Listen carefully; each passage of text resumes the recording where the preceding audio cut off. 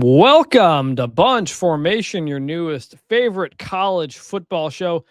I am Chris Vannini. In big news in town, David, there's a new sports bar opening up just down the road. Are we going to run the TVs? I hope so. I feel like that's a lucrative Bunch Formation side gig. I am David Ubben, and I'm not sure I want to know how much I harmed my lifespan by the amount of secondhand smoke that I endured with a few days in Las Vegas, Chris. It's the last bastion of smokers in America. It's jarring. Yes, David was at the Sports Business Journal, National Football Foundation, College Football Conference Summit in Vegas for a few days. I went to the dentist this morning and saw a sports bar on my drive home. So is there a lot of secondhand smoke at the dentist also? Not in that one. They frown upon that in the dentist office. We've got a big show, a lot to get to. Sherrone Moore fired, detained as of this recording. Notre Dame is still complaining about its postseason situation. A big injury at Indiana. And I think we'll get to some of your mailbag questions as well. This was supposed to be just a mailbag episode this week. We didn't think there was going to be much news. Stuff happens. And then stuff happens. We will have a special Heisman episode go up on Saturday after the show. We're going to pre-record who we voted for and why. Talk about that. It'll run after the show. We can't talk about who we voted for until then. We will also have our college football playoff preview on Monday. We're going to get that out ahead of time. That'll be the big preview for the playoff, picks, previews, all of that stuff. Feel free to jump ahead in the show notes. You can check out the timestamps in there. Send your emails to bunchformationpod@gmail.com. I finally had some time this week to get back to a lot of you who have emailed us. So I appreciate everybody who has done that. I've updated the Remember Some Guys nominations list. So thank you for everybody for sending those in. We're Bunch Formation on all your social media, Twitter, Instagram, TikTok, everything. And please leave us a 5-star review. We will read it on the show. Unfortunately, we do not have one for this episode, but we did get a Spotify comment from Sean who said, "Sheesh, guys need to loosen up a little and crack wise. You chose to go to the ACC championship game and not the Big Ten, like eating a cold hot dog at a lousy tailgate when you could have hung out in a luxury suite. Have some fun, gents, and lighten up. How do you not make fun of this?" I think I thought we were pretty light. I don't know what he's talking about, honestly. I think largely, I think the response would be we were assigned our games. David lives in Charlotte, so he was assigned ACC. I live in Dallas. I was assigned the Big 12. I would love to go to the Big 10 championship game, but we have people who cover that. So try not to be. We will try not to be too negative about the places that we get to feel like we were negative. I listen. Maybe I'll have to go back and listen. I don't know what he's talking about. Maybe others would disagree. All right. We got a lot of news to talk about, and to do that, we start off with the media scrum. That's why I don't read the newspaper. Because it's garbage. All right, a lot to get into at Michigan. We'll take this one piece at a time. First, here's what we know as of Thursday, 1 o'clock Central, when we are recording this. Sherrone Moore, head coach at Michigan, fired on Wednesday for an alleged relationship with a staff member, fired for cause by the school. Later that day, police were called regarding an incident. He was detained. He's listed as a suspect for a potential assault. As of Thursday, he's still in jail. He is set to be arraigned on charges on Friday. We don't know what those will be. We will probably know more when that happens. There's a lot of other internet rumors out there that we're not going to touch on, and I'll explain why in a minute. But David, before we get into Michigan and the coaching job and all this stuff, just your reaction to this when it came down. I mean, I think ultimately sadness, the state of the human condition. There's a lot of people who are going to suffer because of this in varying degrees of severity. You think about obviously his family, you think about Michigan's players.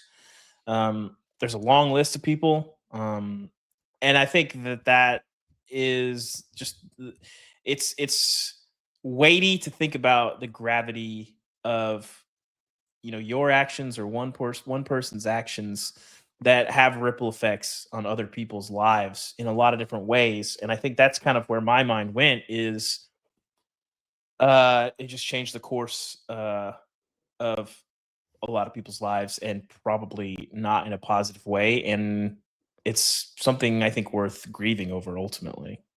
Yeah, it turned in from kind of a shocking situation to a bit of a frightening situation. Again, we don't know all the specifics. We are aware of various rumors out there. We are not going to report those because you have to have credibility and things like that before you report that stuff. So when the news came down, you're first shocked. Second of which was there had been whispers of this around for a bit, and we had been digging into it. I've seen some people say, well, if you knew it, why didn't you report it? We were trying to. We were in the process of doing that, but you can't run with something until you know something and have it locked down, or else Especially something like this that's so explosive Yeah. and so salacious that Yes. like if you're wrong, it's pretty easy to prove actual harm in court. If you're wrong about like something small, it's probably not going to come back on your your personal accountability or your publication. But if you're wrong about something that actively harms someone's reputation, that's a career ender, and that's something that can literally cost your publication millions of dollars. So Yes. you better have it airtight, every T crossed, every I dotted, to know that something is happening. And this is part of why you see like the initial report is, I think, Schefter and Thamel just like, he's fired. People know why, but like if you don't know why, you got to report what you know. One thing I like. So again, Chris, I taught journalism for 4 semesters. I know a thing or two about this, and I always talked about it on a scale. Okay, there's the things that people tell you. That's like the furthest left. There's the things that people tell you that you believe to be true, and that's kind of a little bit closer. And then there's the things that people tell you that you are almost certain that are true. And then there's things that you report or that are probably true. And then there's things that you would print. And you have to be careful, Matt. That bar for what you would print is extremely, extremely high. And so that's part of this. So we were prepared for this possibility. And I want to credit our colleagues, Austin Meek and Sam Jane with The Athletic, who have done a very, very good job on all of this. We had been as the coaching carousel was going on, this was out there. This was like, hey, people are saying, could Sherrone change? And you check in, and eventually you hear like, no, it doesn't sound like. It sounds like Sherrone Moore is going to be safe, so there's nothing to go with. And then Austin was, I believe, the first one to report that within 24 hours of him being fired, new information came to light. Basically, Michigan had already looked into this, not found enough or anything, and then something else came back, and that led to the decision for them to fire him. So, and I will say, I think that the breadth and depth of that investigation is going to be under severe scrutiny in the days. Because this is very similar to Mel Tucker in Michigan State, who was fired for sexual harassment against a activist, Brenda Tracy, who was working with the Michigan State football program. They fired him for cause, meaning that $95 million guarantee contract was voided. He has sued them. Nothing's happened on that in a year. I don't know. Chris, I think, I wrote a lot about this. I think it's closer to the Petrino situation because she works directly with the program. And then there is, all of that stuff. Like that I think is a pretty one-to-one comparison to me. Yes. Like, as far as like the firing, I think it's pretty open and shut case. But Petrino, you report on this. Petrino wasn't necessarily fired for the relationship. He was fired for the lying about it, right? Well, it was the lying, but also, he did violate state law, I believe. Yes. With how the hiring went about. Now, this, I don't know. There's a lot of timeline stuff like this that we don't know. So it's not like it's the exact same situation. But I think it's more like the Petrino situation than it is the Mel Tucker situation because, Brenda Tracy wasn't an employee, didn't work closely with the football program, kind of just visited. So, well, I would say. Yes, in that sense. So we don't know the like you said, the investigation, what was determined, how and whatnot. We just know that, for a lot of people saying like, is that a crime? Well, depending maybe where you are, but there are rules against relationships with subordinates, like Yes. in every business there is. So Michigan fired him for cause. I have his contract. There are certain things you can't do, certain misconduct things. Will he file a legal challenge? I don't know. I don't think that's clearly top of mind right now for Mel Tucker, Yeah. for Sherrone Moore and where he's at. We've put in a request for the termination letter in the investigation. We've reached out to his agent for comment. Nothing back on that. So that is where all of that stands. We'll find out more on Friday, depending on when you're listening to this, what Moore is charged with, maybe what has happened. And as of midday Thursday, that's what we know. Now, what does this mean for Michigan? There have been a lot of scandals in this athletic department in the last 5 or so years. I mean, just to name a few, you've got the Jim Harbaugh recruiting violations that led to NCAA penalties. Hamburger Gate. You've got the Connor Stallions sign stealing scandal. Sherrone Moore, by the way, suspended for those things. He was supposed to be suspended for the first game of next season because of all of this. You have Matt Weiss, the former OC, who had hacked into tens of thousands of intimate photos of athletes. That's a federal investigation still going on. You got the hockey coach, Mel Pearson, who eventually left. There were complaints by staff and players about all kinds of things about the culture he had there.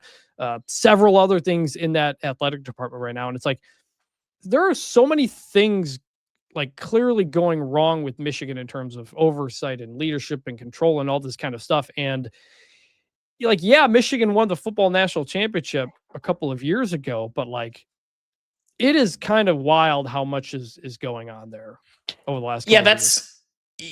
That's a pretty long list in a lot of various things, and a lot of it just points to people that probably shouldn't be in leadership positions over athletes. And when you have something that's that department wide, obviously Ward Manuel is going to be on the hook for a lot of that. So we'll see where that goes.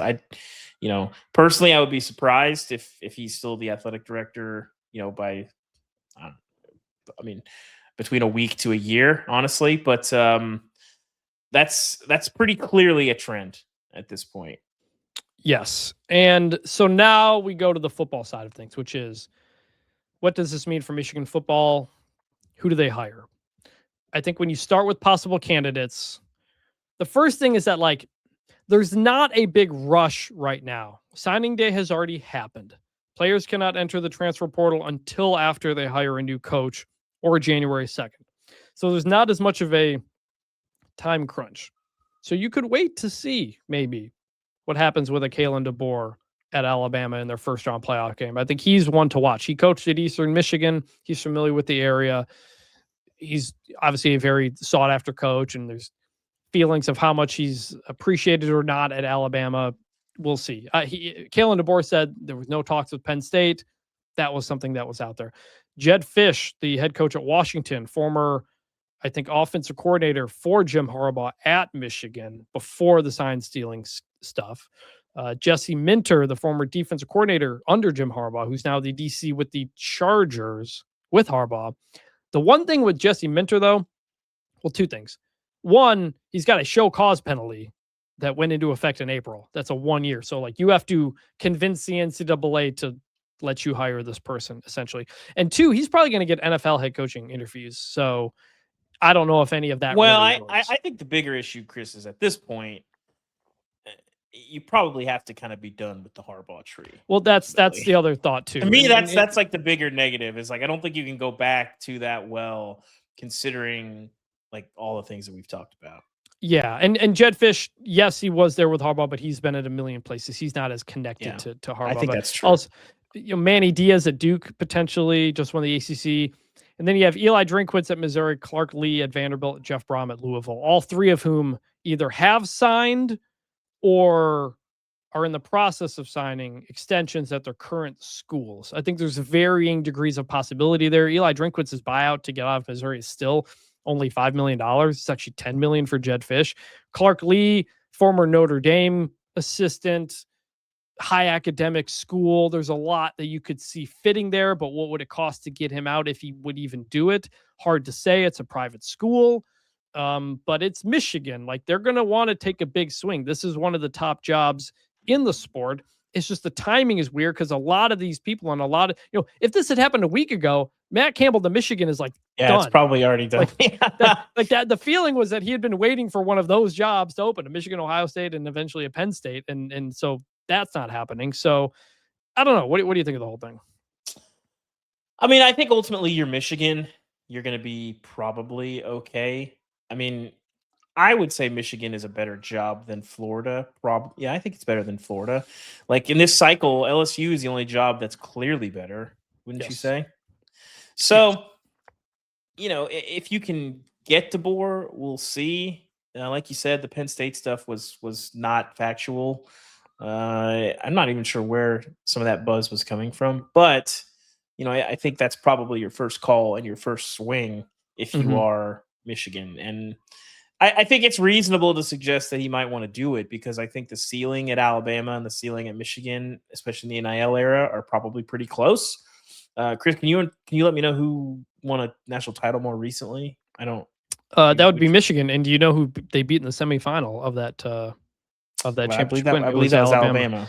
And so I think the expectations are a little more reasonable at Michigan, especially in the new era of college football. You're not following Nick Saban, so yeah, I would say yes and no. Like Sherrone Moore, goes 8-4 last year, 9-3 this year, and there were a lot of people who didn't want him to be the coach anymore just for on-field reasons, like his timeout usage, some of the game management stuff. I was at the Oklahoma game, which was handled a bit weird. And so, like, some people thought maybe Sherrone Moore isn't the guy long-term anyway. So there is a chance here that Michigan comes out of this ultimately with a better head coach. I definitely think it's possible. Moving forward. It just, and you didn't have to obviously pay to fire him, but this is obviously a much messier situation than I think anybody obviously would have wanted. Michigan, by the way, the last couple of years, they've really stepped up in the NIL game. Like they are spending at an unbelievable level. It's like what the Ellisons or something, I think, got involved with the Bryce Underwood. I mean, they ripped Bryce Underwood away from LSU. Yeah. That's the most high profile one. And we had Connor Stallions on this show talking about how the Big Ten schools with the richer alums are starting to outspend the SEC schools now that the Big Ten schools have woken up and realized you can do this now and you can do it legally. So there's a lot to like about the Michigan job. I'm not sure how quick it'll go, but we will see and keep you updated on that. Any other thoughts on Michigan and all this? No, I mean, it's a sad situation. Obviously, a lot is still developing. But I still think it just goes back to just a lot of people hurting and dealing with the fallout of this through no fault of their own. And that's a hard thing to deal with in life. So yeah. A lot of questions we still don't know. The investigation, the charges, how much did Michigan look into this the first time around? If random people online could say that we're saying in the past that they heard things, those are questions still to be answered, and we'll try to make sure we get those answers. Moving on to Notre Dame, they are still complaining. This is the last time I think we're going to talk about this one specifically because I'm kind of tired of this. But AD Pete Bavacqua went on a bit of a media tour early in the week. He went on the Dan Patrick Show, the Mike Golick Show. Then he held a press conference, kind of a season wrap-up press conference. Said the playoff was stolen from them. Hold on, I've got to drop there. Jim, this game was stolen from the Michigan Wolverines. And saying it permanently damaged their relationship with the ACC, but then not going any farther than that. Well, he kind of went back on that in the press conference where he basically I believe he said all things can be healed, which medically is not true, but in college athletics, I guess it is. Yeah, here's a quote. "We were mystified by the actions of the conference to attack their biggest business partner in football and a member of their conference in 24 of our other sports. They certainly have done permanent damage to the relationship between the conference and Notre Dame." And then he kind of pulled back a little bit. And I tweeted this. I said I was shocked. I said I was shocked how hard the ACC went at Notre Dame at that time. And I got some responses and some texts from people in the ACC basically being like, what are you talking about? They're not a member. They're not a real member. They're not a full member, all this kind of stuff. That is true. But if you go to the ACC.com and it has all the school logos up at the top, Notre Dame's logo's up there. Like they are part of the conference. And I understand people being upset about the independence of it all. And we also got a comment, a statement from Jim Phillips, who said, in part, when it comes to football, we have a responsibility to support and advocate for all 17 of our football playing member institutions. And I stand by our conference efforts to do just that leading up to the playoff committee selections. At no time was it suggested by the ACC that Notre Dame was not a worthy candidate for inclusion in the field. Yeah. I have two things with this. Well, and you tried to ask Jim, you tried to ask Jim Phillips about this too, right? Yes. Jim Phillips on stage at SBJ basically said he was going to leave it to a statement. And then, I was, part of a few reporters that talked to him after that in Vegas. And I just didn't want to talk about Notre Dame. And I think, you can sort of respect that if you're explicit about it. So I have two thoughts with this. One, that word attack, Chris, do you feel like that's a fair representation of what the ACC did?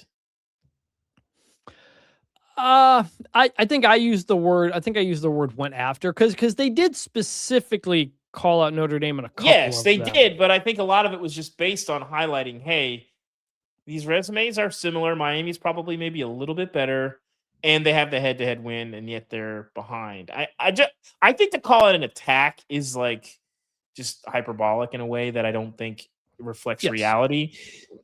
And two, I don't know how Alabama's getting off scot-free here. Yes.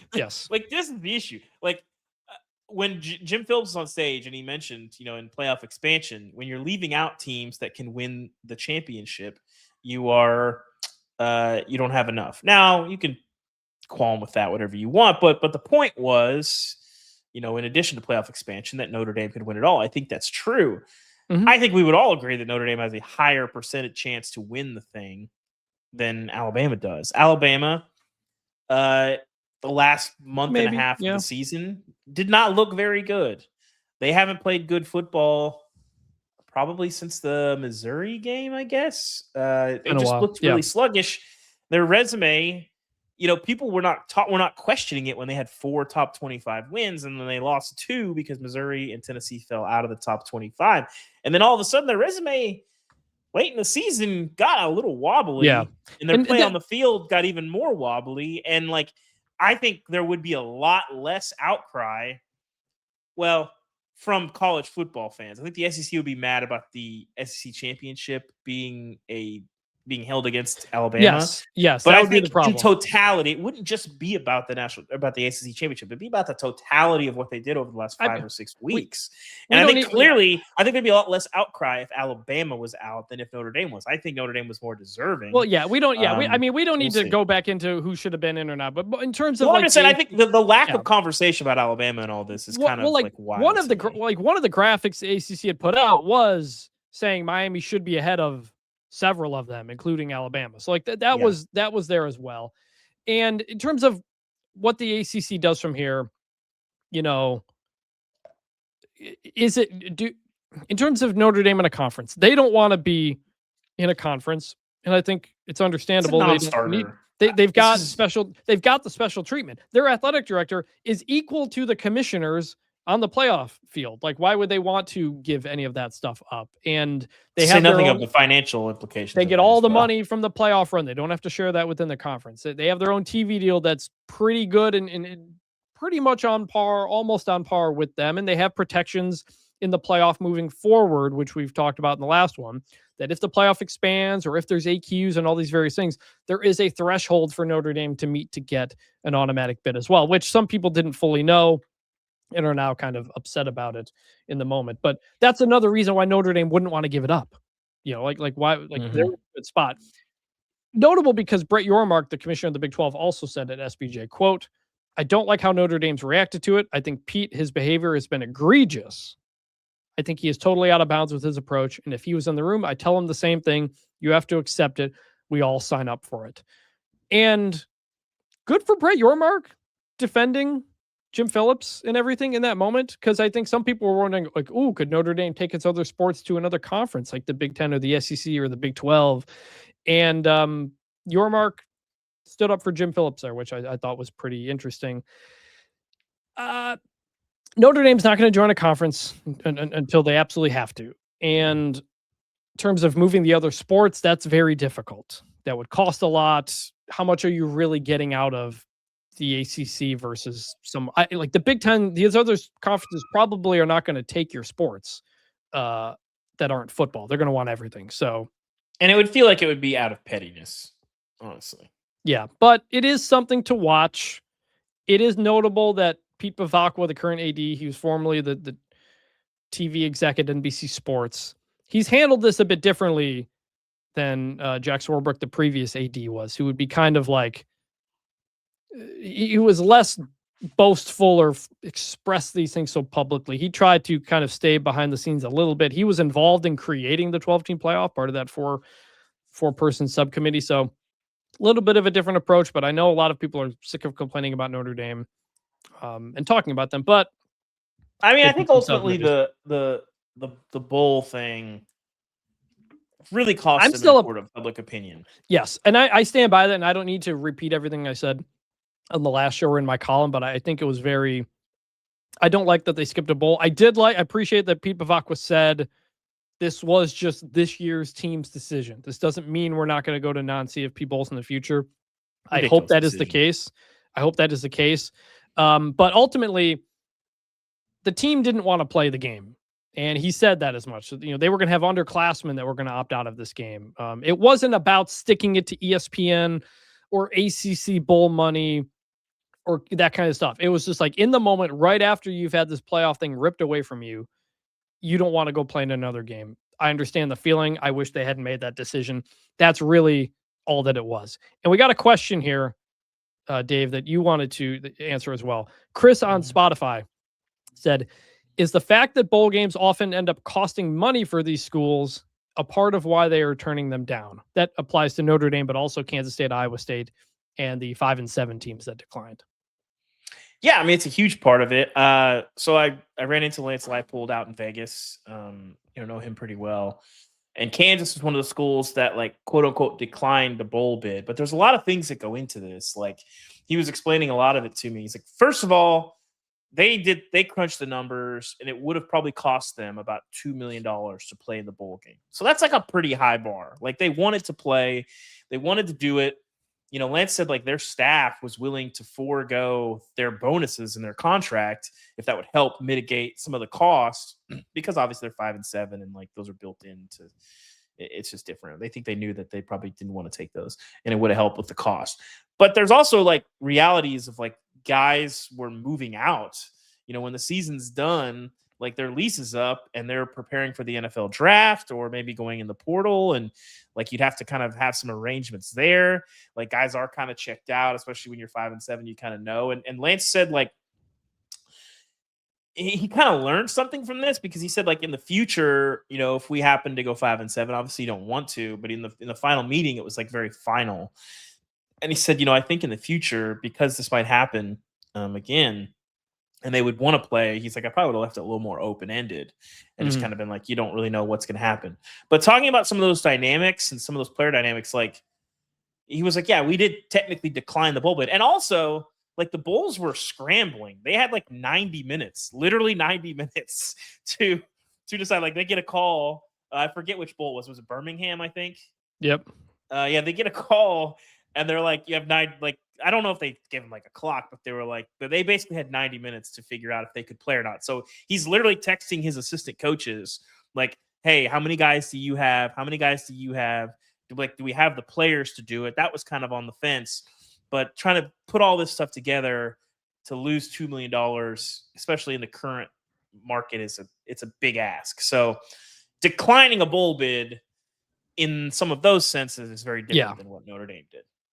Different for the 5 and 7 teams, for sure. Because a lot of them are not planning to play. I remember last year, Marshall pulled out late in the process of the Independence Bowl, and they had to get Louisiana Tech to come and play just because they were down the road. And ultimately, that Birmingham Bowl is going to be App State versus Georgia Southern. App State's the 5 and 7 team that took it, so they're playing a division rival in the bowl game for the second time. They played like a month ago. And we'll talk about bowls a little bit more as well. One other thing weird little thing. I'm not blaming Notre Dame for this, but Ivan Maisel, who wrote a book on Frank Leahy, the former Notre Dame coach, he was supposed to have a book signing in South Bend. Ivan Maisel, the longtime sports reporter on the committee, his book signing basically got pulled and then came back. David, you talked to Ivan about this. Yeah, so Ivan and I go way back. We worked together at ESPN back in the day. I was texting with him, while a lot of this was happening, and then he called me kind of when everything the dust had kind of settled. Like we were texting, he's like, stuff's moving fast, all that stuff. In short, the bookstore recognized that, to use his words, the fan base was enraged and they didn't really want to bring that element into the bookstore. This wasn't something that like the athletic department did. The athletic department was furious that this happened because the optics are so bad. Yeah. But I think Ivan was basically saying like it was well-meaning people that made a bad decision. And they did, for the record, like it was postponed until April. And then when they fixed it, like they basically said like we're back on for Friday because Ivan's going to speak at the South Bend Museum on Sunday, but they're back on for Friday and then kept the postponed date so he can be back the weekend of the spring game as well. So Ivan's like, in the end it like worked out well for him. Kind of a PR nightmare for Notre Dame, sort of an accident. And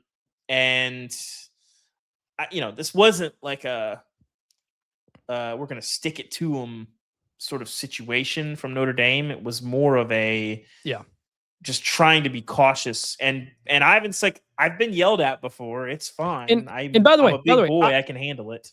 Ivan was not allowed to vote on Notre Dame in the playoff thing because he wrote a partial this book. recusal. He brought it to them, told them, hey, I should recuse myself from Notre Dame because I wrote this book about one of their former coaches. So I think Marcus Freeman has a foreword in it. That's part of it as well. Yeah. And so I think he stayed in the room, but just wasn't part of the vote. Yeah, you can. So a partial recusal is you can stay in the room, but you cannot talk. A full recusal, I forget. Like Ward Manuel last year, he was the chair in Michigan. Yeah, he can't be in the room when they're discussing Michigan, period. Or a couple of years ago, yeah. So we should make a playoff committee just of media members. I think it'd be a lot of fun. We should get all the various college football podcasts and do one big simulcast of our own mock. That would be fun. I mean, I don't know how we would pull that off, but anything that gives me a chance to yell at Ari, I'm going to approve. So get 13 people on a Zoom. What could go wrong? So, but I will say when I did the mock selection, RG3 was in my room, and him and I want to say Eric McLean at the ACC network they were going at it. So it can be fun. I did it twice. One time, me and Mike Tirico kind of ended up leading a lot of it. Then the last Chris, time I've been mistaken for Mike Tirico in public like more times than I care to admit. I don't see it. I mean, if you put the glasses, could definitely see it. Absolutely. And then the second time I did it, it was me, Nicole Auerbach, and then mostly a bunch of local people. And so then I just kind of bullied the room into getting what I wanted from our mock committee. So you were Notre Dame. It's basically? A lesson. It's a good lesson. So, all right, switching to some other news. Indiana defensive lineman Stephen Daly out for the year. Ugh. He was hurt in the celebration. There's a video of him like jumping up to high five fans in the front row, and then you see him like something like buckles. Yeah, I don't think that's when he hurt it. I think he was hurt, and I think that's when he maybe realized that he was hurt. That's my guess, but I don't. Maybe I've never torn my ACL. I've never broken a bone. Knock on wood. Really? What? You've never broken a bone? No, I've never broken a bone. I guess you were just playing golf growing up, weren't you? No, I played basketball and then plenty of like schoolyard football and then golf. There's not a lot of broken bones in golf. I did sprain my wrist once trying to hit through some fescue, but like when you're hurt, you kind of know. But I mean, so I haven't torn a ligament in my knee before, but I think that's one of the first moments that he realized he was hurt. That's my thought. But It just seems too serendipity is not the right word, but just like to capture him tearing his ACL on camera as he's jumping up to hit I'm just skeptical that that's what happened. But if you landed on a leg that you didn't know was hurt, I could see that being like, oh crap. I mean, Ted Ginn got hurt in the national championship game because he got tackled by his teammates in celebration. Like this stuff, weird stuff happens. But Daly, did you see the clip from the post game press conference? By the way, No, what's that? So it was like a hot mic moment. Like before the press conference actually started, like two players were leaned over, like they were kind of talking behind the mic to like Signetti, and they were like, "Did you hear about so and so?" Like you couldn't really hear. And they said, "Oh yeah, terrible." And then they just started the press conference. I mean, I've been in those rooms, like you kind of know what you were gonna ask, so it's like I'm not gonna blame the reporters, but also like, I could have been talking about anything, I guess. But is notable. Like Daly is second in the country with 19 TFLs. Like this is one of the best defensive linemen in the country. So that is a big loss for Indiana, which won't play until New Year's on the Rose Bowl. I played hockey growing up. I had so many injuries, and I kind of miss it. I had a concussion, a dislocated shoulder, broken wrist, broken ankle, got a handful of stitches in a few spots, and like, man, that's the stuff that makes you feel alive. When you get injured playing sports. Does it? Weird I don't know about that. I broke all my joints work. I broke my ankle, and my dad thought it was just a sprain, so I went to school the next day and had to try to walk on it, and it was just a disaster. And I had infamously bad ankles to the point that, like, I think in high school and college, I think people were referring to ankles of celery. I have sprained my ankle about 100 times. Like pickup basketball was not friendly to me a lot of the times, but I haven't broken a bone. I'm still holding on to that. No fingers, no noses, no legs. My wife did break both of her bones in her leg while walking like a few years ago. That wasn't great. So how does that happen? Did you slip and fall, or just like Chris? Nothing can prepare you for walking upon your wife and her foot is facing the wrong direction. That is something that a life experience that you're just not prepared for. Long story short, she got Cam Scatterbooed, basically.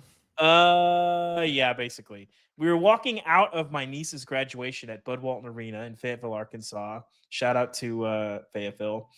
And they were doing construction, as all SEC campuses are, and the ground was kind of like soft, and she was wearing heels, and her heel caught in the mud. And she like stumbled and tried to catch her balance, but she was wearing a heel on the other leg, and it like just bent sideways and snapped the fibula and the tibia. It's not the femur's the big one, and then the tibia and the fibula both snapped. But I was walking ahead with my dad, and my sister-in-law came running up to me and was like, "Hey, Becca broke her leg," which my first instinct was, okay. Though she didn't. We were just walking out of graduation. But also, she's like she's not a dramatic person at all. So I walked back, and then I like looked down. I was like, "Oh, your leg's broken." So I don't recommend that. Did I tell a story here from a couple weeks ago? My wife got a concussion when she ran into a fence pole. You told me that story. I don't know if you told me. Yeah, she was out at the field with dogs. One of the dogs who was trying to get into the car to get some treats, so she tried to run after her and somehow just ran into a pole. I get a call. She's like, "I think I broke my nose." So it's just down the road. I drive up. She's face first in the ground, like knocked out, face is all bloody when she gets up. She came to and was okay. She was okay, but she's had some dramatic injury. So, all right, now we don't need to. That's enough for the wife injury segment. You gotta love a good wife injury segment, man. That's what you need. Look, we got off on a tangent about Wayne Knight in the last episode. Now we're talking about wife injuries. The season's over. The regular season's over. We got time to fill. So, all right, let's move over to new coach hires. There has been a lot since the last time we talked about this a week ago. Addie on Spotify asked thoughts on coaching changes on Iowa State, UCLA, Memphis, and more. I would say we already talked about Bob Chesney on the last episode, 2 episodes ago. So go check that out. But in terms of the ones that actually very soon. So. All right, well, there you go.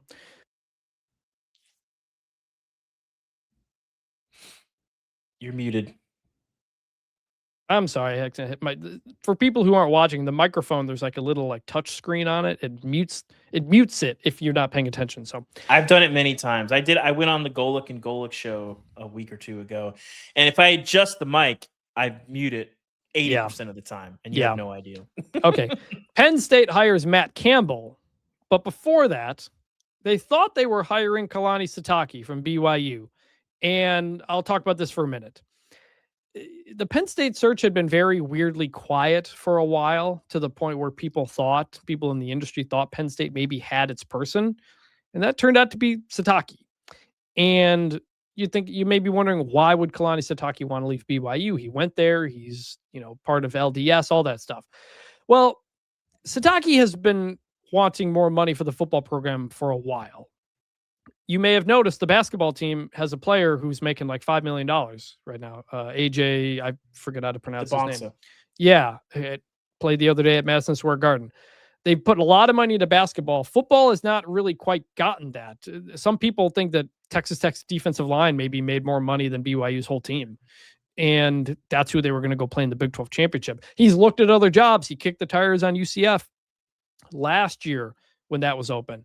But ultimately, when I think when BYU and the people around there realized, we might actually lose this guy, that woke everybody up. Not just the crumble cookie guy who talked to our Chris Camerani about it, but you saw a lot of like fan support, and you saw Kalani Sitake talk about this and get emotional about the fans reaching out about how much he meant to them and stuff like that. And Sitake himself has been very underpaid for a while relative to a lot of his peers, and that appears that is finally going to change. We don't know specific numbers because it's a private school and all that, but BYU is going to now finally be stepping up in football in the way that they have it, and that was enough to keep Kalani Sitake there. When Sitake turned him down, Jeff Brom also turned him down. He's in the process of signing an extension, as we talked about. He's also at his alma mater. Mm-hmm. And so it came back around to Matt Campbell, who was not a main focus of this search for a while. And he probably should have been. You hear different reasons as to why or why not. But I think if you had said at the beginning of the search that Penn State ends up with Matt Campbell, you'd say, all right, like, pretty good hire, right? Yeah. Here's what Matt Campbell has done is he has been so good at Iowa State that he has made people forget how hard it is to win at Iowa State. Mm-hmm. And I think you can look at the record and you can say, well, what has he won? The record. Here's what he's won. Fantastic. Here's what he's won. And along those lines, Iowa State has 12 wins against Texas and Oklahoma all time. Matt Campbell has 5 of those. Mm-hmm. They have not finished first place in the conference since 1912. And when that happened in 1912, their conference record was 2-0. That happened twice under Matt Campbell. 2020, I think it was 2020, right? Yeah, they make the Big 12 championship, top of the standings. They lose the championship game to Oklahoma. Then you have last year, tied at the top of the standings, lose the Big 12 championship game to Arizona State. That Iowa State hasn't been there in literally a century. Mm-hmm. And so it's a hard place to win. Look at their history. I think too many times people want to look at just a coach's record and, this coach has won 70% of his games and this coach has won 61% of his games. So obviously that coach is better. And I think the better way to do it is you compare that coach's record to the all-time record at that school, and you're going to find some outliers. I mean, I think obviously Bill Snyder is like the gold standard of this. I don't know what those numbers are for Iowa State. I've been traveling, but I would bet that Matt Campbell is pretty solidly above par at Iowa State and very beloved. And I think, too, when the fan base is like crushed that they lost a guy, you should feel pretty good about that hire versus like when a fan base, it's not perfectly exact, but when a fan base is like rejoicing that you hired their guy, that's generally not a good thing. And Iowa State fans were like crushed. So I think that should tell you something. And Matt Campbell does the thing that James Franklin didn't do, which is he overachieves. He wins the games you're maybe not supposed to win. That was the whole thing with James Franklin. He'd win the games he was supposed to and lose the games he was supposed to until the very end. So in that sense, all right, you want a guy who can maybe get those big upsets against an Ohio State or a Michigan. Maybe Campbell's the guy to do that. What I'm curious about, though, is Matt Campbell has never been in a position with this much expectation. Mm-hmm. He was a MAC head coach, and he was the Iowa State head coach. You're expected to sign top 10 recruiting classes at Penn State. You're expected to win 10 games or more at Penn State. Now you're expected to do better than James Franklin did, because that was the whole point of making the coaching change. So how does he handle that? Because there have been some feelings. Matt Campbell nearly got the USC job a number of years ago. The NFL was interested a couple of times. And what you would hear about Campbell is that he's not all about playing that NIL game and going all in on that roster building, get the most talent you can standpoint. And you have to do that at a place like Penn State that has the money. And so is he going to sign a bunch of 3-stars that he can turn into NFL players, or is he going to be able to sign those 5-star guys? This year's recruiting class is pretty much a wash because they only got 2 guys because of the coaching change. It's going to be big portal. I'm very curious to see what kind of guys they get in the portal. But if you want to talk about the downside of Matt Campbell, it's how does he handle this biggest stage here? How does he handle being in the fishbowl, so to speak? That we don't know yet.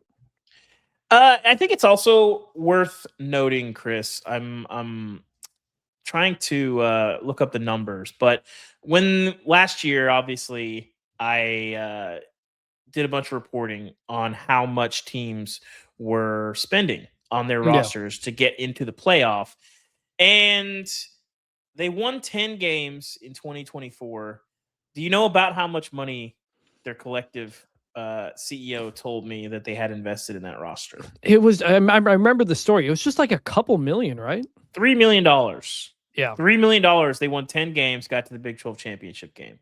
So there you go. So what can you do with 15? Theoretically, you should be able to do a lot more, but can he do the job of closing and getting that talent and working with that talent and working with players who are making a couple $1 million, as a head coach? That's a new dynamic that a lot of these college coaches are kind of having to figure out, is what do I do with my quarterback who's making $4 million, So that is that. Elsewhere, in response, Iowa State went out and hired immediately Jimmy Rogers from Washington State. They actually announced this hire before Penn State had even announced Campbell. Jimmy Rogers was the head coach at South Dakota State for a couple of years, won a national championship, went to Washington State for 1 year. They went 6-6 this year. And I think he's a regional fit, kind of in that Great Plains area. And he did a good job at Washington State this year. You go 6-6, had the weird loss to Oregon State, but they played Ole Miss within, I think, 3 points on the road. Yeah. They played Virginia within 2. It was like a game-winning safety in that game. They played James Madison within like 3 or 4 late in the season. Yeah, I mean, I wrote this team off after. I mean, I watched some of that North Texas game, and then the Washington game, they got run off the field like 59-10 with like 6 turnovers or something like that. Yeah, but then literally the rest of the season, they were incredibly competitive. And beat Toledo. So it's and it finished obviously avenging the Oregon State loss. Won that game 32-8. So I don't know a lot about Jimmy Rogers. Obviously, a guy that he did win a national championship at South Dakota State. So that FCS to FBS transition can be a little bit difficult, but that's a good fit, I think, for Iowa State, and we'll see how it goes. I think we've seen the FCS to FBS transition to those like middle level P4 jobs work out pretty well, but some of those guys, Bowl and Kleiman, had coached for a while. Jimmy Rogers only been a head coach for 3 years, hasn't coached at this level yet. Curious how it goes, but I think pretty solid. James Madison hires Billy Napier, maybe one of the most surprising hires of the cycle, just in terms of the fit and everything. So like JMU, their previous 4 head coaches had won at least 70% of their games. Every coach in the school's history has a winning record. They'd hired 3 straight FCS coaches to great success. Mike Houston, Kurt Signetti, Bob Chesney. And instead of going down that path again, based on the people I've talked to, they wanted to go bigger. This is a team going to the playoff now. This isn't scrappy FCS team anymore. They want to kind of elevate themselves, and they felt like somebody like Billy Napier, who had coached in the SEC, was someone who could do that. Napier also very familiar with the Sun Belt. 4 division titles, I think 3 Sun Belt titles in 4 years at Louisiana. So like he's got the connections to the Sun Belt. However, he left the Sun Belt right as NIL happened and was kind of slow to adapt to that and everything at Florida. So how does that work at JMU? They're pretty well resourced. They're trying to be the most resourced team in the Sun Belt. He said he's going to hire a play calling offensive coordinator, which I'm sure Florida fans reacted to that with glee. That was a bit of a point of contention for the game. What do you think? So I don't have a good feel for some of these guys that are like the chosen one.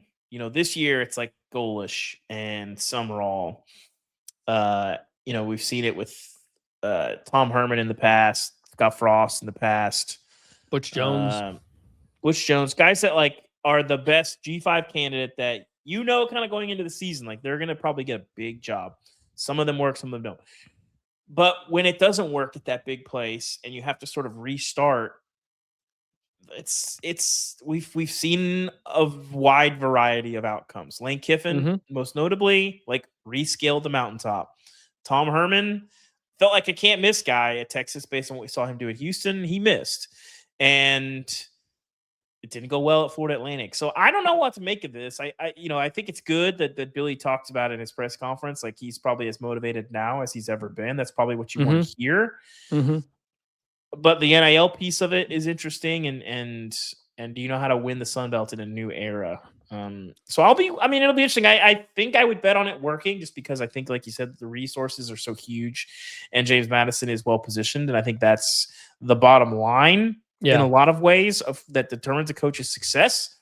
So I would bet on it working, but it'll be interesting.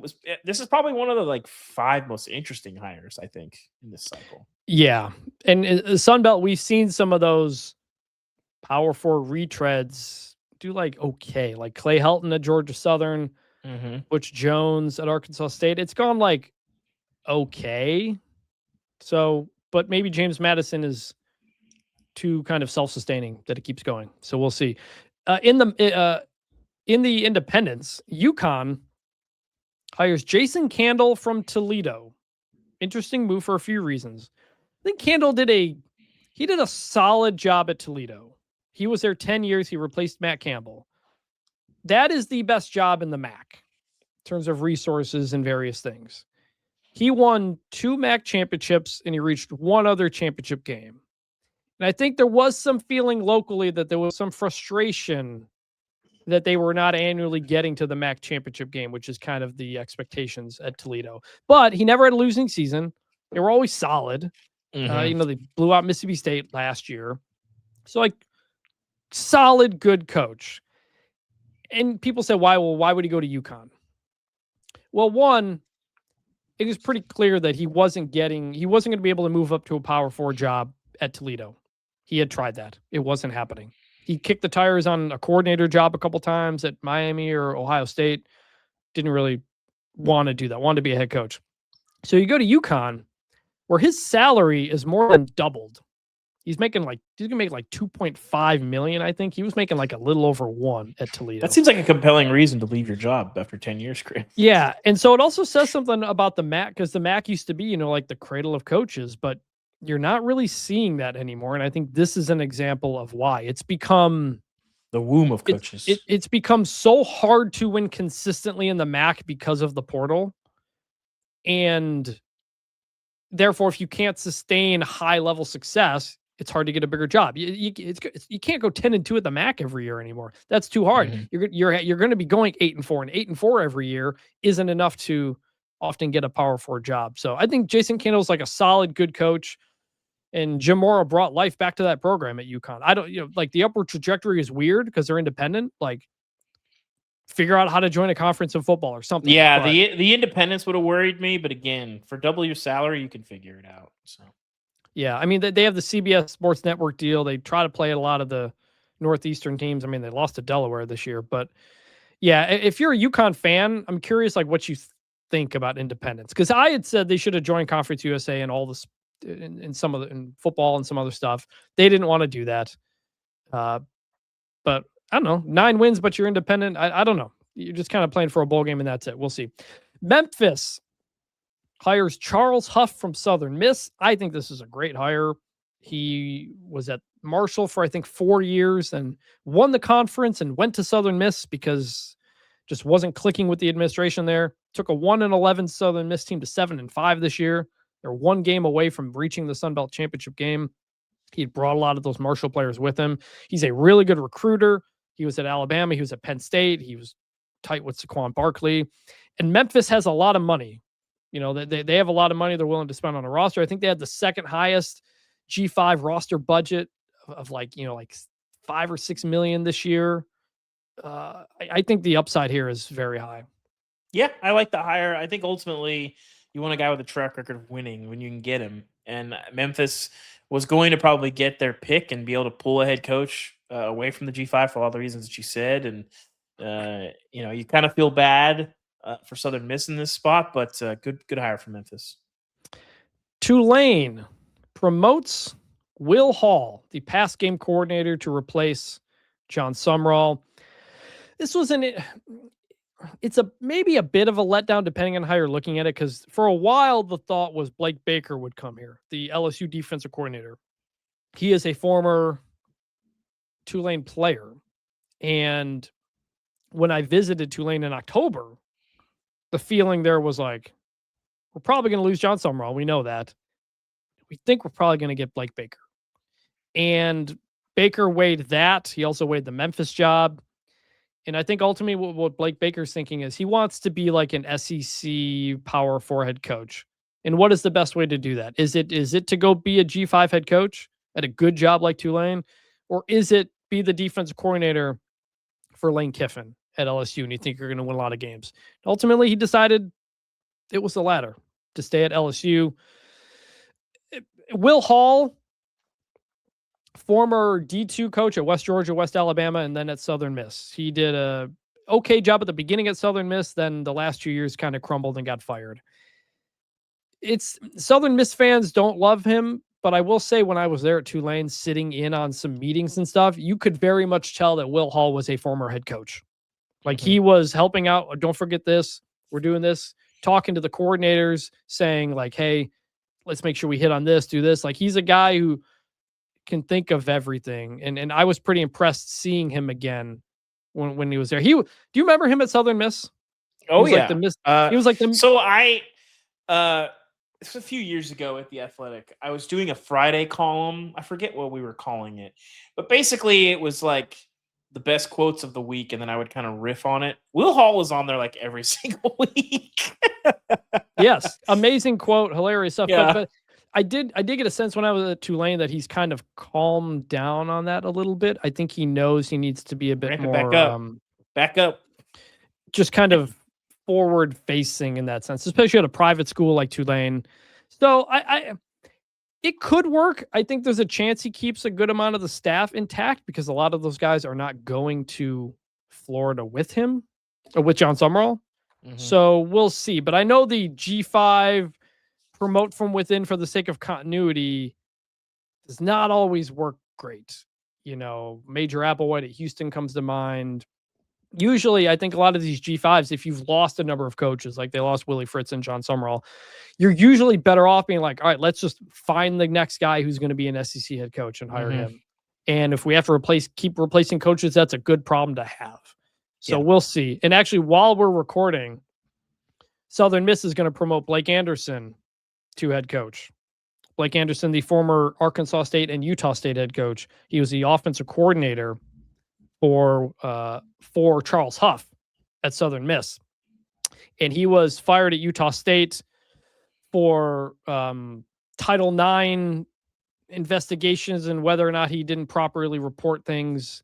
I know he has sued over that. I haven't checked on actually the status of that, obviously, as we're recording live. But he's got a solid track record as a head coach. Blake Anderson typically goes to a bowl game. He had already been at Southern Miss before, so he's familiar with the program. So I think it's another G5 continuity type of thing, but he's a guy with a lot of head coaching experience as well for Southern Miss. So I think that's an understandable hire that makes sense. That's what a lot of people were figuring when Huff opened. So any instant reaction there to that news? No, I mean, I think a known entity, it doesn't feel like that big of a risk. It feels like when you're hiring Blake Anderson, your floor is pretty high. So we'll see how it plays out. And then Toledo hires Mike Jacobs. He comes from Mercer. And this is one of those guys where, like, earlier in the year, we were asked by The Athletic, who are the next Kurt Signettis? And this was one of those guys. He has been a head coach for 10 years at Division II Notre Dame, Ohio, at Lenoir-Rhyne, and Mercer. He's won 7 conference titles in 10 years. He reached the playoffs 6 times. He's from just outside the area in Toledo, played at Ohio State. a rising star type of coach. I think this is Toledo trying to be like, all right, let's find our next big guy who can get that next big job and win. He knows Ohio. He knows how to win as a head coach. I think that's a great hire for Toledo. Yeah. If it's the next Signetti, then yeah. I mean, you can rule the MAC, but I'm going to write a lot about some of those dynamics here in the future. We'll talk about it on a future show. When I was in Vegas, I talked to a lot of ADs and folks about kind of lessons from this coaching carousel. And Curt Signetti's name came up a lot. Yes. Yeah, and Jacobs was in the mix at UAB as well before that search kind of became. Actually, I don't know if we talked about that one or not, but UAB promoted Alex Mortensen to head We did coach. talk about it, I believe so. Mm-hmm. Yeah, that was a real mess of a search. University wants one thing, the AD wants another. That never goes well. School wanted Mortensen. They got him. Okay, let's jump ahead now. We do actually have a couple of games to talk about this weekend. So now let's jump into briefly our game previews. This is for all the Tostitos. Now, I realize I should have mentioned this at the top of the show, but it's Army-Navy week. Navy versus Army, 3 o'clock Eastern on CBS. Game is in Baltimore. Navy's a 6-point favorite. The total is 38.5. Navy comes into this game at 9-2. Army is 6-5. This is one of those bucket list games. David, have you ever covered Army-Navy? No, I want to. It's on my the problem with Army-Navy is, especially now in the playoff era, we'll see what it looks like in the future, is the season ends and that first weekend, which we're about to go through, you can kind of breathe and do stuff. Like we're going to go look at Christmas lights, I'm sure, this weekend. And so like jetting off to cover Army-Navy is not like it's high on my list as a college football fan. As a human being, it's a tough sell just in the calendar of our life. It is extremely fun. I went to a game in Philly, I think in 2019. I want to go. At some point in my life, I will go to Army-Navy. It's definitely near, I think BYU, probably games at Utah and BYU, I think are like the top of my list probably of things I would like to do. And then cover the Rose Bowl's probably on there. And then Army-Navy is probably in that top 5. So. Yeah, you get there early. You watch the walks in, all the troops on the field. It's really, really cool. Actually, on that picture behind me of these games, these views I've had at games, one of these, I think this one here is Army-Navy. Very cool. As for this game itself, Army had won 6 of 8 in this series until Navy won 31-13 last year. Winner of this game will get the Commander-in-Chief's trophy because they both beat Air Force. Navy quarterback Blake Horvath has had a really good year once again. He did miss a couple games with injury, so the numbers aren't as big, but he's averaging 10 yards per throw attempt, over 1,000 rushing yards, 23 total touchdowns. Missed the Notre Dame game, which was kind of difficult. Cale Helms, the quarterback for Army, he also has rushed for over 1,000 yards. He's only throwing it 6 times a game. Navy, remember, they run that like wing T triple option stuff under Drew Gronk, the offensive coordinator, and they can get explosive plays in a way that service academies often don't. So this is going to be a really interesting matchup. I think Navy wins. I think they cover the 6. They've under Brian Newberry the last 2 years, like they figured out what they are again. And Army has kind of really had an up and down year, some injuries. I'm going to go Navy. I think Army can keep this close enough to cover. I'm sticking with the Cadets. Have you been able to watch either of these teams very much? Like I started to watch the more Navy than Army. I've watched a little bit of Army, but not as much obviously as than compared to last year. But I've seen a decent bit of Navy. Like I've gotten well acquainted with the Chronic offense. I was a little surprised he didn't get a job somewhere, but Navy's pretty fun to watch. Army is sort of what you expect out of Army. Like if you like option football, you're going to like watching Army, but Navy does some interesting stuff. And obviously, I think we talked about this dynamic at some point mid-season, but like when they've got a stud at quarterback, like Navy's pretty good, and they've got one in Horvath. Yes. And yeah, Navy, like that's one of those, like they fired Kenny Niumatalolo and they promoted from within at, Brian Newberry, because he was a defense coordinator there, and that has actually worked out pretty well. Drew Gronk was in the mix at UAB as well. He actually pulled out of that job search because it was such a mess. One other game, we actually have bowl games starting on Saturday. The bucked up LA Bowl, Boise State versus Washington, 8:00 Eastern, ABC. This is the last one. I think it was reported sometime this week that the LA Bowl is not going to continue. So we're maybe starting to see some bowls kind of fall by the wayside. I mean, this one's not like a real bowl game, though. The LA Bowl is like what, 5 years old, 6 years old. Yeah, this was the Gronk one. I don't know if Gronk is still doing this or not. I don't know what bucked up is. Is Chris Peterson gonna flip the coin for this game? Yeah. Well, I feel like Washington and Boise play in bowl games all the time, right? They do seem to be playing, if not in bowl games, they seem to be showing, because they played. It was the year that Washington. It was. Yeah, that's right. It was the first year that Kalen DeBoer was at Washington, and I think they beat Boise. I want to say they beat the brakes off of them. It was like a 2-touchdown underdog in like week 2. I remember this game because that was the first time when I was like, oh, Washington, like DeBoer might have like just fixed them overnight. I could be wrong, but I feel like I have a very distinct memory of this. Yeah, sorry. I'm in the middle of like doing the Blake Anderson reporting myself as we're recording this podcast, so I just had to tweet that out. So I looked up, we're going to do this for every bowl game. What is the thing that is sponsoring it? What is Bucked Up? David, I've looked this up. Do you have any idea what Bucked Up is? I don't. I do want to correct myself. The game I was thinking of was Michigan State, not Boise State. Apologies. I have no idea what Bucked Up is. It looks like it's a combination of like energy supplements and stuff like that. They've got performance supplements, apparel. I'm sure it's not fake science at all. You can get creatine, testosterone boosters. This looks like this is the same Bucked Up, right? I can't imagine there's that many different Bucked Ups. I need to find out the my favorite bowl sponsor was here. when just like the random town in Illinois sponsored a bowl. Yes. The Makers Wanted Bahamas Bowl. I guess I don't remember. That's what it was. It was Makers Wanted. I think it was Makers Wanted because they wanted people to build factories in this town, basically. So I looked. That is what Bucked Up is. Energy, performance, supplements, stuff like that, essentially. And it is hosted by Gronk again, so that is still happening. That's a good marriage. Energy supplement and Gronk. I think he's 40% energy supplement actually. As for the game itself, Washington a 9.5-point favorite, and as of recording, no opt-outs for the Huskies.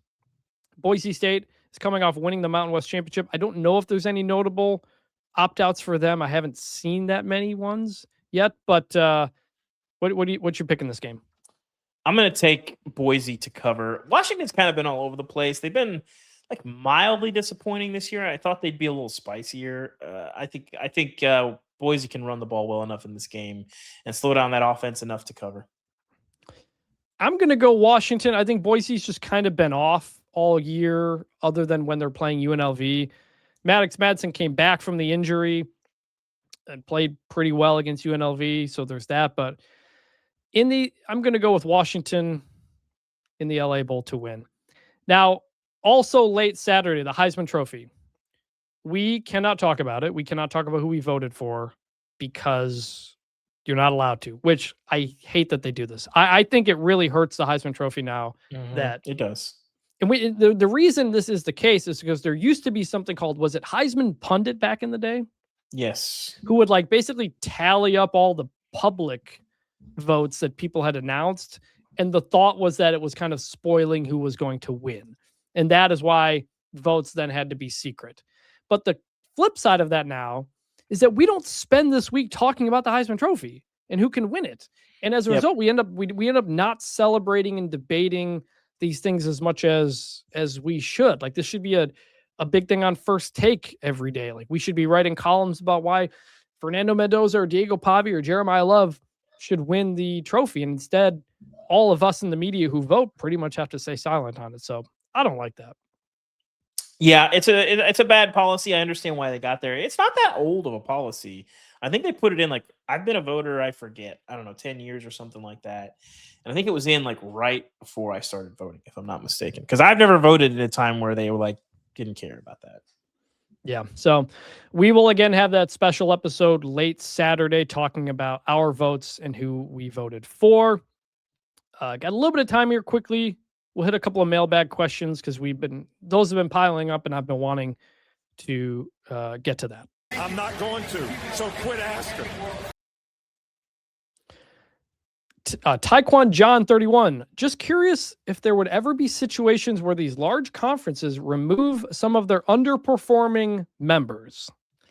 This did kind of happen once when Temple was kicked out of the MAC, I believe, essentially, a number of years ago.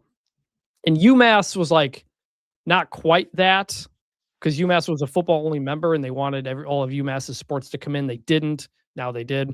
But I don't think, legally, I don't think they would be able to. I think what is more likely is what you're seeing now with the Big Ten's private equity idea and a little bit in the ACC is unequal revenue sharing. That is what is going to be coming next, where the bigger schools in the Big Ten are going to get more money than the smaller schools in the Big Ten. And I ultimately think that's a bad thing. I think what made the Big Ten so strong for so long was that they were all equal and stayed together, while places like the Big 12 fell apart because they kept trying to appease Texas and Oklahoma.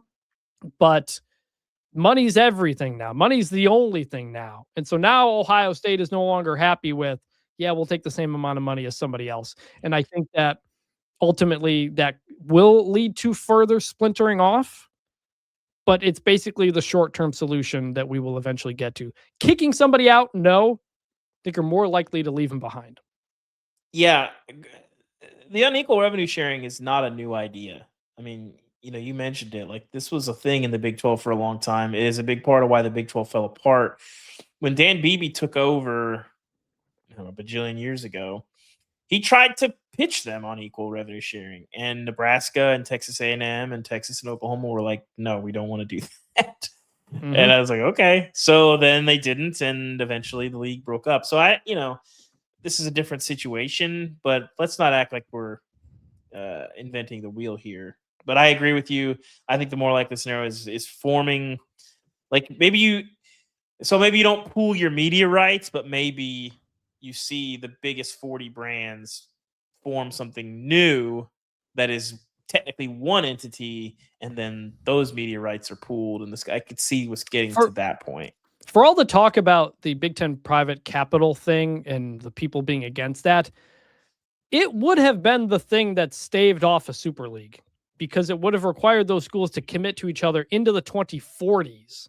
Now, the revenue would have been basically the trade-off was unequal revenue sharing, but we're going to stay together for another 20 years. And so the bottom half of the schools were like, yeah, that's fine. We'll do that. Some of the schools at the top are like, okay, we'll take the more money. Michigan, USC weren't really behind it. That is kind of going nowhere now. So that's what that is. Also, we didn't really talk about it here, but like Utah signing a potentially $500 million private equity deal. There's nothing to really say on it yet because we don't know what it's going to kind of go toward. It's the number still isn't even public, right? Yeah, I don't know if they know the number for sure. Like, the board agreed to a plan. I know there was a lot of stuff out there, and people see, the big number, and it's a lot more complicated. I don't think it's as big of a deal, but we're still kind of digging into it more. Maybe we'll talk about it in the future. Question from Phil Willett, I believe. Hey guys, I think I have a solution for a number of issues in college football. Instead of conference championship week, you would have a flex week. Rather than scheduling a 9th conference game, you would return to the old 11-game schedule. And when championship week comes, you still have 1 versus 2, but you also do 3 versus 4, 5 versus 6, etc. Imagine this week having Oregon versus USC and A&M versus Ole Miss, etc. This would go across every conference and lead to more meaningful data points on who belongs in the playoffs. It would also lead to a higher likelihood of having the conference matchups you need to determine who is the best. Also, it would allow you to move the season up a week to resolve some of the issues with the transfer windows. Finally, Notre Dame could play UConn. Enjoy your independence. Let me know your thoughts. I mean, this is my idea. I wanted this, but there's too much risk involved. They won't do it. This is I want this. I've been on this corner for over a year now. but I don't want it to come with automatic qualifiers. This is what the Big Ten wants to do, but they want it to come with automatic qualifiers. I don't want that. I think that undercuts the non-conference in ways we don't need to explain here. This is a great idea. This would be an incredible television package, but they don't want. There is the risk of having teams fall out of the playoff is not something that the leagues are going to take into account. So it's not going to happen. Right. If you're Oregon and you know you're in, you don't want to do that. Now, the Big Ten did kind of do this during the COVID year when everybody kind of needed another game. And it was like an interesting kind of idea. I don't hate it. Whether or not it's going to happen, probably not, but I do generally like the idea. All right, question. Yeah, it's definitely not going to happen, but it should. This is what's best for the sport. No question, this is best for the sport, but it's not best for the Big Ten. It's not best for the SEC. Well, it's not. I mean, what Tony Petitti wanted was 1 versus 2 are fine. Then you do 3 versus 6, 4 versus 5 to get in. Like that. That is the idea of the playing weekend, which I don't hate. I do kind of like that idea. My problem with Tony Petitti's playoff idea was the unequal AQs, and that was what was hard getting people behind it. And the SEC doesn't think it needs that because they can get the most teams. Anyway, question from David Gillespie. Maybe this has been suggested before, but something Dave said in the recap pod gave me an idea. We need a bunch formation helmet sticker. I'd buy one in a heartbeat. Thanks for the laughs and insight. Love the pod. I like this idea. Yeah. A helmet sticker or a laptop sticker. That's what the laptop sticker is, the journalism equivalent of the helmet sticker. We thought about this going into media days. Oh, yeah, that's right. Yeah. But we didn't have enough time to kind of put it together. And I wasn't sure if media was the people we wanted to be kind of sending it to. So this does give me the idea that if I or you or we are at the national championship game, heck, maybe even for the other playoff games we go to, should we bring a bunch of bunch formation stickers and just give them out to people? I mean, hand them out, throw them, litter, all kinds of stuff. Like at the coaches. How about this? I'll run on the field and then during the game, obviously, and then I will have a bucket of them and I will throw them everywhere. I'll go to jail for a while, but not that long. Every story is going to have to explain what he was doing. He had stickers that were promoting his podcast, bunch formation. That's a can't miss marketing idea, ultimately. So I like this. We'll get some stickers. We'll get the buckets. I'll get the nude bodysuit, a la Costanza, and we'll get rolling on this. At the coaches convention, I remember back in the day, sometimes some companies, a lot of vendors are there, and they would just like leave tons of pamphlets out like in the bathroom by the sink, so you like couldn't miss it and stuff like that. So we'll look into stickers, and if we do stickers, we will let you know how to get them. I love the idea of like a helmet sticker, like that quality sticker, but I imagine that's probably pretty expensive. Plus, people don't really wear helmets that often unless you have a motorcycle. By the way, it is worth noting, Chris, breaking bunch formation news. As of today, I'm going to be going to the Oregon JMU game. So that shifts your schedule a little bit. So I will be at Oklahoma, Alabama. You will be. So we'll both be doing the night games. Yeah, I'll be in Eugene. It's my second time in Eugene. If anybody has any tips of how to avoid the I-5 traffic, because I'm probably going to be staying in Portland. There's only one way to get there. I know, but I don't know if anybody's got a helicopter or maybe a private plane of some kind. It took me almost 4 hours to get back from Eugene to Portland after the Colorado game in 2023. So the game's going to be great. I think Eugene, awesome site for a game. Great place to cover a game. Open air press box. I need to bundle up. I need to buy a toboggan hat. But I'm dreading that drive after the night game. Maybe night games is different. I don't know. We'll talk more about our travel and playoff next week. Last question here. Adam Lewis. Hey, guys, appreciate the pod and you all going off on your own. Maybe it's my tinfoil hat, but maybe schools are not doing helmet stickers as the more stickers would pop out for poaching. This is tongue-in-cheek. But we know how paranoid coaches are. The paranoia has no bounds. I mean, I'm sure there's one coach who at least has brought this up in a meeting. Dude, I'm sure this has come up in a meeting. Like, we had coaches who didn't want to televise their spring games anymore because of it. So, and every coach I talked to was laughing at that idea, but it was a thing. All right. Now we're going to end the show the way we always do, and that is by remembering some guys. It's better than this. Guys being dudes. David, you go first this time. All right. Well, a lot of Toledo talk on this podcast. I was going to bring up somebody from Oregon because we were going to be going there, but I'm not going to do that. I am going to go to the Toledo well. One of my favorite Toledo players of all time, Chris, Logan Woodside. Yes. 3-year starter there. Finished with 10,514 passing yards, 93 touchdowns, 25 picks. In 2016 as a junior, 45 touchdown passes, 4,100 yards. Great player, great quarterback. One of the best all-time MAC quarterbacks. Just a great player. I really enjoyed watching him. Those Toledo teams were very, very fun. Maybe they can recapture some of that magic at UConn. And good times. Was he the quarterback in that midweek game that was like in the 60s? Was that one Toledo might have been. Yeah. My guy, I'm going to go to Army Navy. I'm going to go with Navy quarterback Keenan Reynolds. We have not done him, right? Correct? I don't know. I mean, I remember him. He's probably the most fun Navy guy. Maybe I've started to get some emails from people who are recommending people who I believe we have already done. So we're going to start doubling up, but I don't think we've done. You know my favorite Keenan Reynolds piece before you get into who he was? Yeah. Was they did have a plan for him the Heisman weekend that if he was a finalist, I believe they were going to use an Army helicopter to get him from, I want to say, Philadelphia to New York City for the ceremony later that night. I'm almost certain that was a thing. He didn't end up being a finalist. They didn't do it, but I believe they had a plan in place. Shout out to Keenan Reynolds. He was the Navy quarterback from 2012 to 2015. He finished his college career with a record 88 career touchdowns and an FBS quarterback rushing record of 4,559 yards. Got drafted in the 6th round. There was some back and forth on that time if service academy players could get drafted and play. He did briefly spend some time with the Baltimore Ravens.